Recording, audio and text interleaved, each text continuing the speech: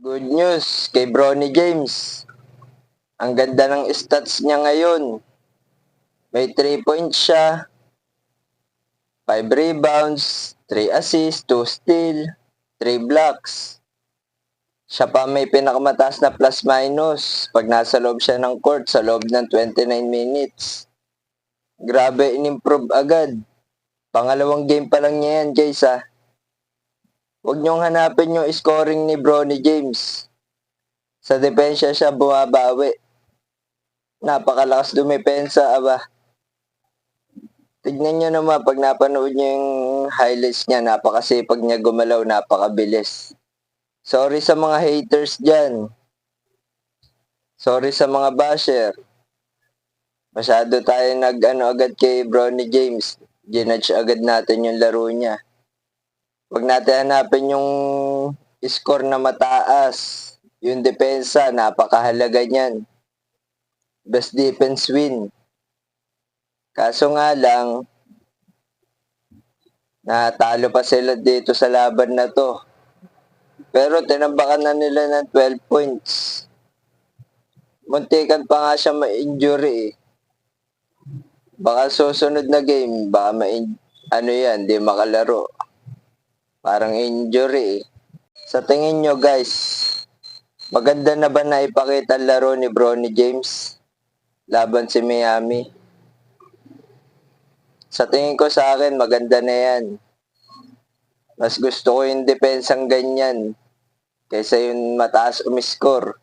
Pagdating sa Lakers, ang dami naman mataas umiscore dyan eh.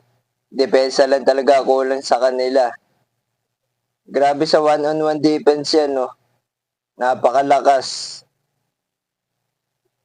Lagi pa nadideflect yung mga pasa ng kalaban. Ang galing niyang bumasa ng mga play.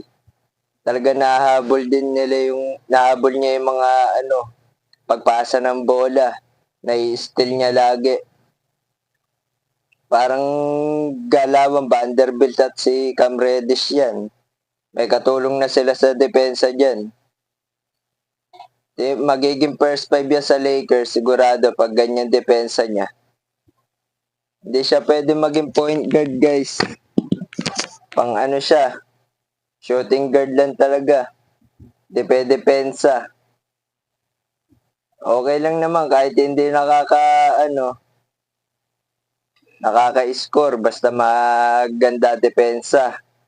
Ginawa niya nga lang tira ngayon, 3 lang.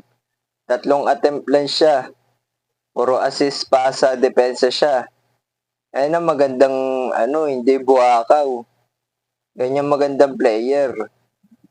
Mag-i-improve pa yan guys, hindi lang yan ang may papakita niya. Bago magsimulang NBA regular season, improve na yan. Mag-i-improve pa na mag-i-improve yan. Papayuhan ni Lolo Bron yan. So yun guys, good luck na lang kay Bronny James at sa mga basher. Pasensya na kayo. Nagkamali tayo ng pag-judge kay Bronny James. Nung napanood ko yung laban, talagang yung depensa nakita ko, ang galing eh. So yun lang guys. Good luck sa iyo, Bronny James, at sa Lakers.